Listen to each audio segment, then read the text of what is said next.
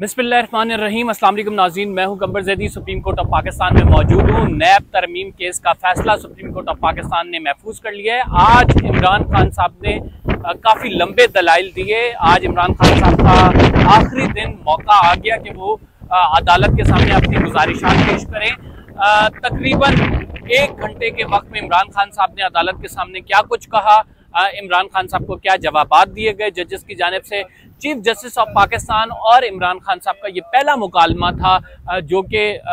हम ये कह सकते हैं एट लेंथ था, और उस पर चीफ जस्टिस ऑफ पाकिस्तान की जानिब से भी सवालात पूछे गए, इमरान खान साहब की जानिब से भी सवालात पूछे गए। इस तमाम मामले में क्या कुछ हुआ है ये हम अपने इस व्लॉग में एक्सप्लेन करेंगे। अगर आपने चैनल को सब्सक्राइब नहीं किया तो सब्सक्राइब जरूर कर लें, बेल का आइकन जरूर दबाएं। एक तो नैब तरमीम केस, जो कि ये आपको पता है कि इस केस के हवाले से इमरान खान साहब जो हैं वो रिस्पोंडेंट हैं। हुकूमत पाकिस्तान अपील लाई है। जस्टिस उमर अता बंदियाल और जस्टिस एजाजुल हसन की जानिब से फैसला दिया गया था, और उस फैसले में ये कहा गया था कि जो नैब तरमीम है इनको कलअदम करार दिया जाता है। इमरान खान साहब समझते हैं कि PDM 2 ने जो नैब तरमीम की थी वो अपने फ़ायदे के लिए की गई थी, और यही कुछ आज अदालत में इमरान खान साहब ने भी अपनी गुजारिशात रखी हैं, अपनी मारूजात रखी हैं। सबसे पहले चीफ जस्टिस ऑफ पाकिस्तान जब आए उन्होंने कहा कि वीडियो लिंक को कनेक्ट किया जाए, और फिर चीफ जस्टिस ऑफ पाकिस्तान ने कहा मिस्टर खान अब आपकी बारी है, हम आपको सुनना चाहते हैं। जिस पर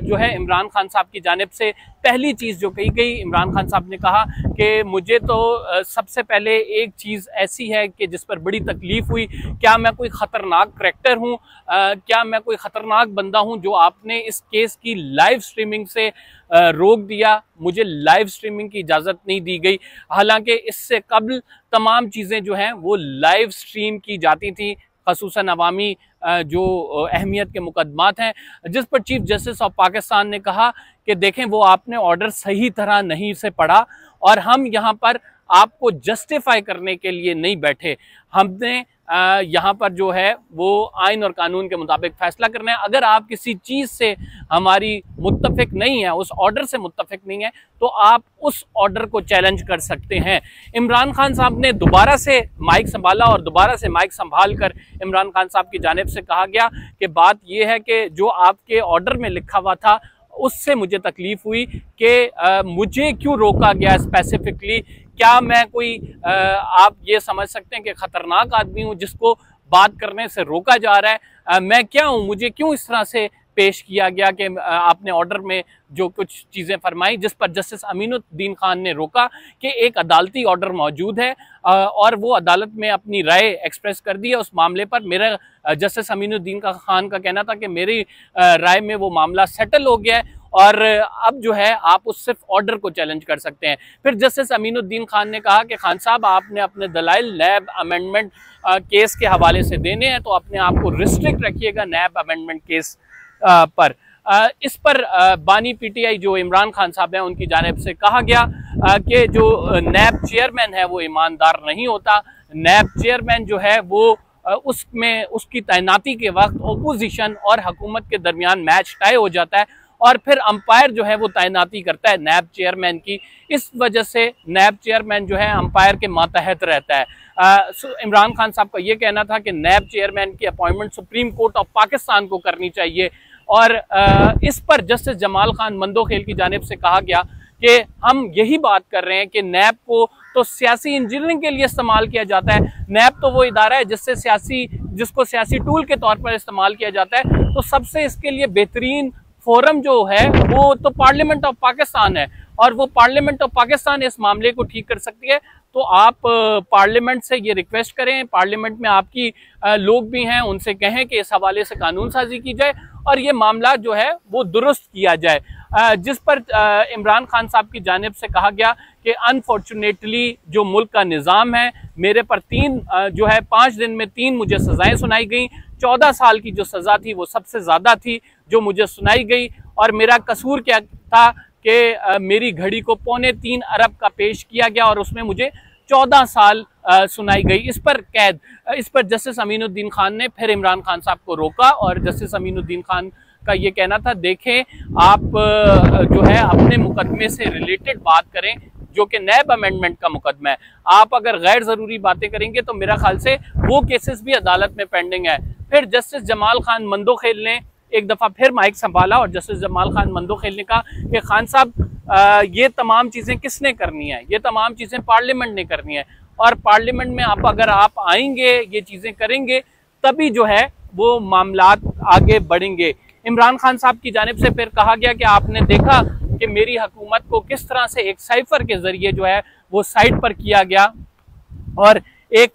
जो है सिक्योरिटी काउंसिल ने इस पर डिमार्च किया कि वो यूरोपीय यूनियन भी, इवन अमेरिका भी ये कह रहा था कि अगर इसे नहीं हटाओगे तो नहीं चल सकता मामला, जिस पर फिर दोबारा से इमरान खान साहब को जजेस की जानिब से टोका गया और कहा गया कि आप जो है अपने केस पर रहें। चीफ जस्टिस ऑफ पाकिस्तान ने यहाँ पे इमरान खान साहब से एक बड़ा अहम सवाल किया और चीफ जस्टिस ऑफ पाकिस्तान का ये कहना था कि क्योंकि इमरान खान साहब कह रहे थे, बार बार ये हवाला दे रहे थे कि आप अगर यूएन की जो उनके सेक्रेटरी जनरल है उनकी रिपोर्ट मुलाहिजा करें तो आप उसमें ये देखेंगे कि पाकिस्तान में या कोई भी डेवलपिंग कंट्री है उसमें अमीर और गरीब का फ़र्क इस वजह से ज़्यादा हो रहा है क्योंकि वहाँ के जो गरीब लोग हैं वो मुल्क में रेमिटेंस भेजते हैं और अमीर लोग उसी दौलत को उठाकर मनी लॉन्ड्रिंग कर कर बाहर भेज देते हैं और इसी वजह से जो डेवलपिंग कंट्रीज़ हैं उनके साथ ये मसाइल हैं कि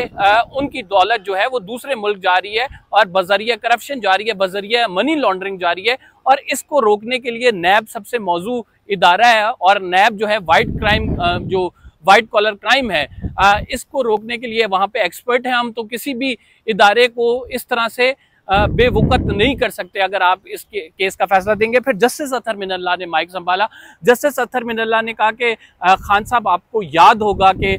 election commission, chief election commission और मेम्बरान की तकर्रियों का केस जो है हमारे सामने आया था जब मैं हाई कोर्ट में था और मैंने उस केस में, उस टाइम आपकी हुकूमत थी, तो मैंने उस केस में ये फैसला किया कि मौजूदा जो हुकूमत है उसको जो है ये इख्तियार हासिल है कि वो ये करे और हमने फिर आपको कह दिया था और आपने ही फिर उस इलेक्शन कमीशन के मेम्बरान की तैनाती की, चीफ इलेक्शन कमीशन की तैनाती की, जिस पर इमरान खान साहब का कहना था कि आप बिल्कुल ठीक कह रहे हैं कि हमने ही तैनाती करनी है, लेकिन जिस तरह से मेरी हुकूमत को निकाला गया तो वो भी इमरान खान साहब अदालत के सामने रख रहे थे, जिस पर जस्टिस अतहर मिनल्लाह की जानिब से कहा गया कि हमारी जो डोमेन है वो बड़ी लिमिटेड है और हमारी डोमेन कितनी है, हमारी डोमेन ये है कि हमने आइन और कानून के साथ खड़े होना है, हमने सियासी मामलात में मुदाखलत नहीं कर सकते, आइन और कानून जो है वो हमने उसको देखना है और उसके मुताबिक फैसला करना है। ये आप सियासतदानों की डोमेन है, आप लीडर हैं इस कौम के और लीडर्स को ये चाहिए कि वो जो है इस मामलात को देखें, पार्लियामेंट में एक दूसरे के साथ मिलकर बैठें, जिस पर जस्टिस जमाल खान मंदोखेल ने बड़ी इंपॉर्टेंट ऑब्जर्वेशन दी। जस्टिस जमाल खान मंदोखेल की जानिब से ये कहा गया कि जब खान साहब देखें, जब आग लगी होती है तो जो आग पे पानी डालने के लिए ये नहीं देखा जाता कि वो पानी पाक है या नापाक, बल्कि उस टाइम उस आग को बुझाया जाता है। तो जस्टिस जमाल खान मंदोखेल ये कह रहे थे कि इस आग को बुझाने के लिए आप पार्लियामेंट जाएं, आप वहाँ की जो सियासी कुव्वतें हैं उनके साथ बैठे। आज जजेस की ऑब्जर्वेशंस देखकर, यानी even chief justice of Pakistan की भी ये महसूस हुआ कि जजेस ये कह रहे हैं कि इमरान खान साहब आप जो है डायलॉग की तरफ आएँ और बस इनफ हो गया, बहुत ज़्यादा हो गया इस मुल्क में, अब जो है आप लोगों को मिलकर बैठकर सियासतदानों को बात करनी चाहिए। इवन जस्टिस जमाल खान मंदोखेल ने तो यहाँ तक कह दिया कि इमरान खान साहब आप जो इस मुल्क की पिक्चर पेश कर रहे हैं, यानी जैसे इमरान खान साहब कह रहे थे कि डॉलर हमारे मुल्क में नहीं है, यहाँ से डॉलर जो है इस टाइम हम दिवालिया हो चुके हैं और यहाँ से डॉलर जो है बाहर भेजे जाते हैं और मुल्क की अशराफिया जो है वो यहाँ से मनी लॉन्ड्रिंग करके बाहर चीज़ें भेजती है, जिस पर कहा गया कि इस कमरा अदालत में बैठे हुए किसी भी शख्स को इस बात पर एतराज़ नहीं है, लेकिन इसका हल ये है कि आप लोग एक दूसरे के साथ मिलकर बैठें और पार्लियामेंट से ऐसे लॉज बनाए जाएं जो कि इनको काउंटर करें और पार्लियामेंट इन सब चीज़ों को काउंटर करे। जिस पर जो है जमाल खान मंदोखेल की जानिब से ये भी कहा गया कि आप अगर इस चीज़ को नहीं करेंगे, आप ये आग नहीं बुझाएंगे, आप डायलॉग नहीं करेंगे तो मामलात आगे कैसे बढ़ेंगे। इस पर जो चीफ जस्टिस ऑफ पाकिस्तान है इन्होंने कहा, फारूक एच नाइक साहब यहाँ पे सेनेटर एक मौजूद हैं, उनको हम बुला लेते हैं, उनसे पूछ लेते हैं। फिर फैसल जावेद सेनेटर भी मौजूद थे, उनको भी बुलाया गया। फिर कहा गया कि आप लोग डायलॉग आपस में क्यों लड़ते हैं, डायलॉग क्यों नहीं करते, ये हमेशा से ये फाइटिंग क्यों जारी रहती है और आप अपने मामलात लेके अदालत क्यों आते हैं, ये मामलात आप अपने खुद भी ठीक कर सकते हैं। और इस पर जो है चीफ जस्टिस ऑफ पाकिस्तान ने भी ये कहा कि देखें, जब तक आप लोग मुल्क में जमहूरियत को मजबूत नहीं करेंगे, अपने मसाइल खुद नहीं हल करेंगे, बजाय इसके कि आप अपने मसाइल खुद हल करें, आप अदालत लेके आ जाते हैं। अदालत किसी एक फरीक के हवाले से फैसला सुनाती है, किसी को पसंद आता है, किसी को नहीं पसंद आता। तो ऐसा नहीं होना चाहिए। आपको अपने मामलात जो हैं वो खुद हल करने चाहिए, आपस में एक दूसरे के साथ बैठना चाहिए, तभी मुल्क आगे बढ़ेगा। यानी आज तमाम जजेस जो हैं इस बात पर मुत्तफिक थे। खान साहब से बार बार अपील कर रहे थे कि आप दीगर सियासी जमातों के साथ बैठें, डायलॉग करें। इवन फारूक नाइक साहब ने रोस्टम पे आकर ये कहा कि मेरी सियासी जमात जो है उसने हर पार्टी से बात करना चाहती है, और उन्होंने कहा कि कोई भी पार्टी हमारे से बात करेगी तो हमारे दरवाजे उसके लिए खुले हैं। और उनकी जानिब से ये भी कहा गया कि हमें कोई मसला नहीं है, हम हर तरह की बात करेंगे। जिस पर इमरान खान साहब की जानिब से जो कहा गया कि मैं आखिरी बात ये करना चाहता हूँ, और आखिरी बात वो ये है कि इस तमाम मामले में जो है साइफर का, जिस तरह से उन्होंने कहा कि हम तो यही बता रहे हैं कि हमारी अदालतें मजबूत नहीं है, हमें अब ये पता लगा। जिस पर जस्टिस जमाल खान मंदोखेल ने कहा कि पॉलिटिकल मैच्योरिटी भी तब आती है जब बंदा जेल में जाता है, बड़ी चीज़ें सीखता है। और इस पर इमरान खान साहब की जानिब से ये भी कहा गया कि मैं उम्र में आपसे बड़ा हूँ, तो मेरी बात ये सुने। और ये बात जो है मैं आप लोगों को सिर्फ ये बता रहा हूँ कि जो डेवलपिंग कंट्रीज़ हैं उनका मसला ये है कि मनी लॉन्ड्रिंग कहाँ से की जाती है, और वो मनी लॉन्ड्रिंग के जरिए मुल्क को नुकसान होता है। तो अब अगर आप नैब को ही, जिसके ऑफिशियल्स इतने अरसे से प्रैक्टिस ये कर रहे हैं कि वाइट कॉलर क्राइम को कैसे पकड़ना है, आप उसको ही डिसफंक्शनल कर देंगे या उससे ही उसकी पावर छीन लेंगे, तो वो कैसे काम करेगा। जिस पर जो है जस्टिस अतहर मिनल्लाह की जानिब से कहा गया कि हमने नैब अमेंडमेंट्स के हवाले से बात कर रही है, आप जो बता रहे हैं वो करप्शन का मसला है। जिस पर चीफ जस्टिस ऑफ पाकिस्तान की जानिब से कहा गया कि अगर मुल्क से बाहर जाती है, अगर तो वो हुंडी हवाले के जरिए जा रही है तो बड़ा गलत है, अगर वो हुंडी हवाले के जरिए नहीं जा रही तो ये तो जा सकती है, रकम जा सकती है। बहरहाल इसके बाद चीफ जस्टिस ने कहा आपने इस केस से पर्टिनेंट कुछ कहना है तो कह लें। इमरान खान साहब की जानिब से आखिर में अपील की गई कि ये तमाम निज़ाम एक कर्नल चला रहा है, जिस पर चीफ जस्टिस ऑफ पाकिस्तान की जानिब से कहा गया कि हम इस मामले पर इंक्वायरी और एक सरप्राइज विजिट भी रख लेंगे कि देखें कि वाकई ये निज़ाम कौन चला रहा है और क्या सहूलियात इमरान खान साहब जिस तरह से कह रहे हैं उनको दी जा रही हैं या नहीं। अदालत ने इसके बाद नैब की सरजनिश की और इस केस का फैसला जो है उसको महफूज कर लिया गया है। नैब से एक इम्पॉर्टेंट डेटा मांगा गया था कि कितने जो सियासतदान हैं इनकी पॉलिटिकल विक्टिमाइजेशन हो रही है, लेकिन नैब की जानिब से वो डाटा नहीं दिया गया। अदालत बड़ी भरम नजर आई। अदालत ने कहा कि आप झूठी स्टेटमेंट्स नैब जो है इस मामले में फाइल करता है, तो लिहाजा अदालत ने कहा कि हम आपको अगली दफ़ा कॉन्टेम्प्ट का नोटिस करेंगे। उनके प्रोसिक्यूटर जनरल को भी हदायत की कि ये तमाम डाटा जो है वो फराम किया जाए जो अदालत ने तलब किया था, और फिर इस केस का फैसला महफूज कर लिया गया। ये थी वो इमरान खान साहब और जजेस के दरमियान मुकालमा, जिसमें जजेस बार बार इमरान खान साहब से ये दरख्वास्त करते नजर आए कि खुदारा दूसरी पार्टी इसके साथ बैठिए,